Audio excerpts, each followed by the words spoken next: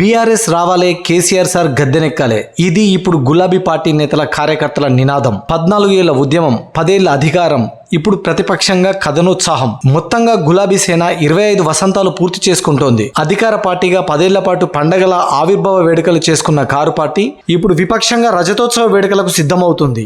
ఉద్యమకాలం నుంచి సెంటిమెంటల్ గా కలిసి వచ్చిన వరంగల్, కరీంనగర్ జిల్లాలనే ఈ వేడుకలకు వేదికగా ఎంచుకున్న గులాబీ పార్టీ అక్కడి నుంచే మరో ఉద్యమానికి శ్రీకారం చుట్టాలని నిర్ణయించుకుంది. ఉమ్మడి జిల్లాల మధ్య పొలిమేరల్లోనే మహాసభ నిర్వహణకు జోరుగా ఏర్పాట్లు చేస్తోంది.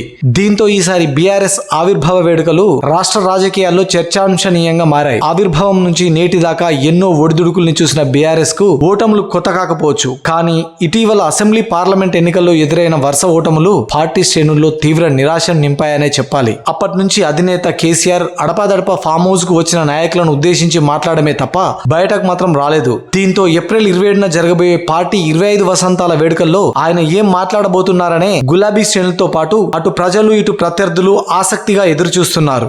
NH 563 ఎల్కతుర్తి గ్రామ శివార్లో 1213 ఎకరాల్లో బీఆర్ఎస్ బహిరంగ సభ జరగనుంది. ఇందులో 159 ఎకరాలు సభా ప్రాంగణం ఉంటే మిగతా స్థలాన్ని పార్కింగ్, భోజనశాలలు, ఇతర సదుపాయాలను కల్పించేందుకు వాడుతోంది. రాష్ట్రం నలుమూల నుంచి బీఆర్ఎస్ కార్యకర్తలను, సాధారణ ప్రజలను తరలించేందుకు ఆర్టీసీ బస్సులను, ప్రైవేట్ వాహనాలను ఏర్పాటు చేస్తుంది బీఆర్ఎస్ అధినాయకత్వం. 500 మంది కూర్చునేలా బాహుబలి వేదికను సిద్ధం చేశారు ఆ పార్టీ నేతలు. 10 లక్షల మంది ప్రజల కోసం 1213 ఎకరాల్లో సభా స్థలాన్ని రెడీ చేశారు. సభకు వచ్చిన ప్రజలకు ఎండ తగలకుండా, ఉక్కపోయకుండా హై టెక్నాలజీని ఉపయోగిస్తుంది బీఆర్ఎస్ పార్టీ. సభా ప్రాంగణం అంతా చల్లగా ఉండేలా ఏర్పాటు చేస్తుంది. బహిరంగ సభ దగ్గర సెల్ఫీ బూత్లు ఏర్పాటు చేశారు. కేసీఆర్, కేటీఆర్ ఫోటోలతో సెల్ఫీ బూత్లను రెడీ చేశారు. ఎల్కతుర్తిలో సభా స్థలాన్ని పరిశీలించారు బీఆర్ఎస్ వర్కింగ్ ప్రెసిడెంట్ కేటీఆర్. సభకు వచ్చే ప్రజలకు ఎలాంటి ఇబ్బందులు రాకుండా ఏర్పాట్లు చేశామన్నారు కేటీఆర్. టెక్నాలజీని అందిపుచ్చుకొని సభకు ఏర్పాట్లు చేశామన్నారు. 10 లక్షల వాటర్ బాటిల్స్, మజ్జిగ ప్యాకెట్లు, 1000కి పైగా వైద్య బృందాలు, 20 అంబులెన్స్లు అందుబాటులో పెట్టామన్నారు. కాంగ్రెస్ ప్రభుత్వంలో కరెంటుపై నమ్మకం లేనందున